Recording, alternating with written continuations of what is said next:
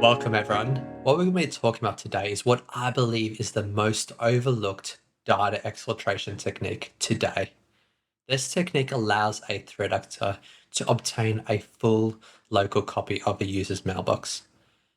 No special applications, no special PowerShell scripts, only Outlook and the user's credentials are required.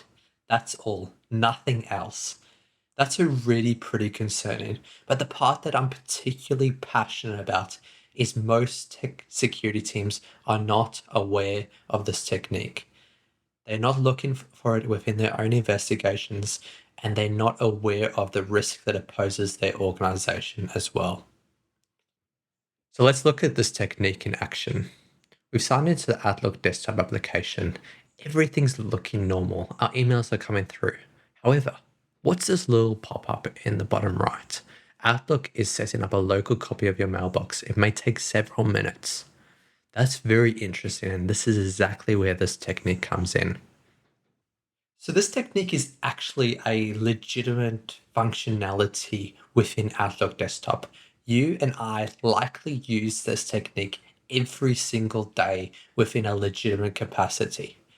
However, if a threat actor were to use that same functionality for their own purpose, it poses a real risk to our organizations.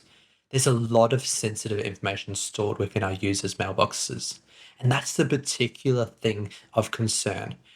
Our users' mailboxes contain things like passports, driver's licenses, tax file numbers, and other sensitive information.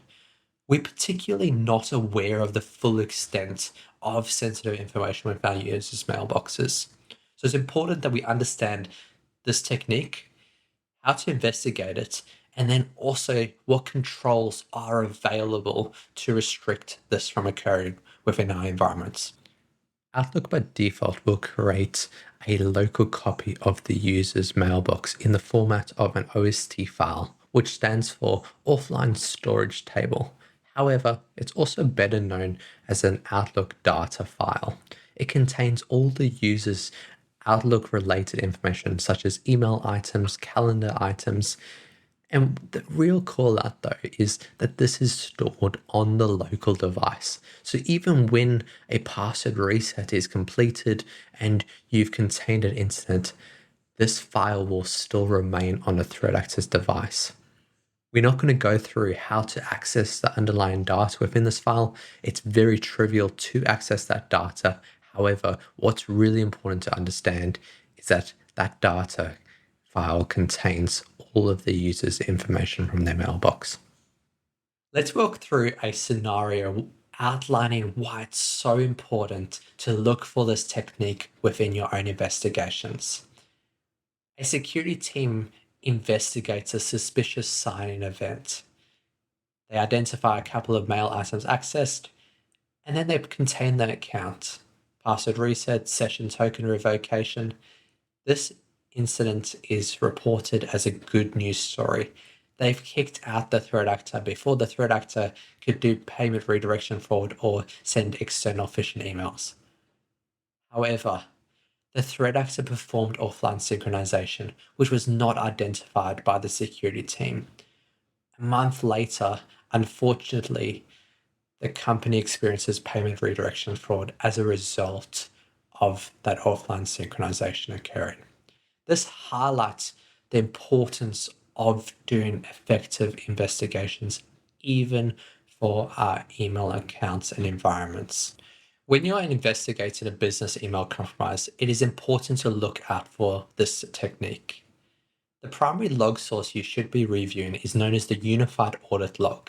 You can obtain this log source through the Purview portal. Once you obtain that for the impacted user, you can go ahead and associate activity to the unauthorized party through things like IP addresses and malicious session IDs. We're going to look at the mail items access operation. Typically, that's associated with recording mail items being accessed within a 2-minute period. However, we're looking at the mail access type, and we're looking for mail access type equal to sync, which will be recorded against a folder. That folder, when a sync has occurred, we should consider all items within that folder being synchronized and in the hands of a threat actor. I've gone ahead on the screen and highlighted a couple of the key operations you should be looking for within that log entry. Unfortunately, there's no silver bullet for this attack technique. All of the controls that we will discuss require your organization to understand the risk and what risk they are willing to accept. The controls will reduce the likelihood of this attack technique occurring. However, it is an inbuilt functionality, and that's what makes it the most overlooked technique today.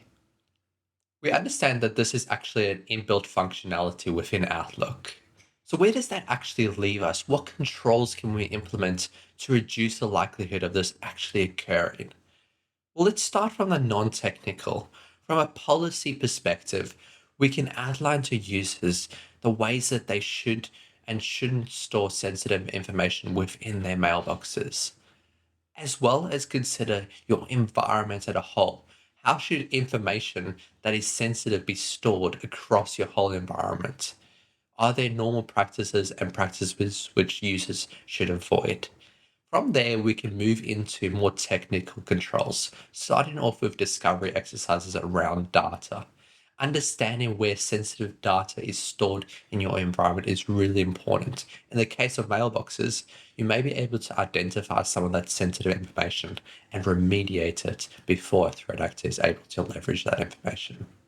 With there being no silver bullet, there is a key call out that we can prevent this technique from occurring by looking at the early stages of an attack. Things like suspicious signings, inbox rules, and other malicious activity within M365. Most importantly, empowering our security teams to contain incidents effectively and quickly before it gets to the stage of offline synchronization occurring. The most effective control, and the control most organizations should be heading towards, is restricting activity to managed devices. This allows only the corporate owned devices to access things like Outlook.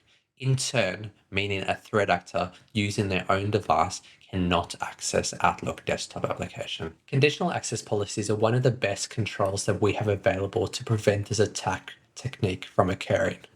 One of the strange and interesting policies that you may actually consider is most organizations have introduced remote working, which means that users are connecting through VPNs.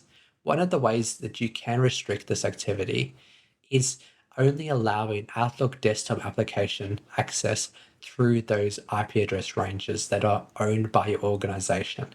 That means that a threat actor that doesn't have connectivity to your VPN or your network cannot access Outlook desktop.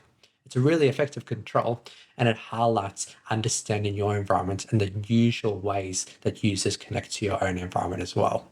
The final control I'm going to leave you with is something that I highly recommend you take forward with your overall security strategy, and that's viewing users from different risk profiles. You might have an executive risk profile, a finance user's risk profile, and other profiles for high risk user groups. You can apply individual controls to each of these groups.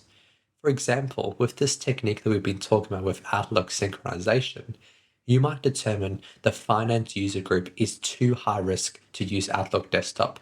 Therefore, you restrict it to only Outlook on the web and Outlook desktop through corporate machines on corporate networks. I highly recommend you use these same risk profiles for a number of different other controls that you implement throughout your environment. Yes, this technique is of concern. However, hope is not lost. I encourage you to review your own internal processes. We've gone through what this technique entails, how to investigate it in the unfortunate instance that you do experience an incident, and then also controls which you can implement to reduce the likelihood of occurring within your own environment. Thank you very much for tuning into this video. I encourage you to post any questions or thoughts you may have in the comments box below. I wish you all the best. Thanks again.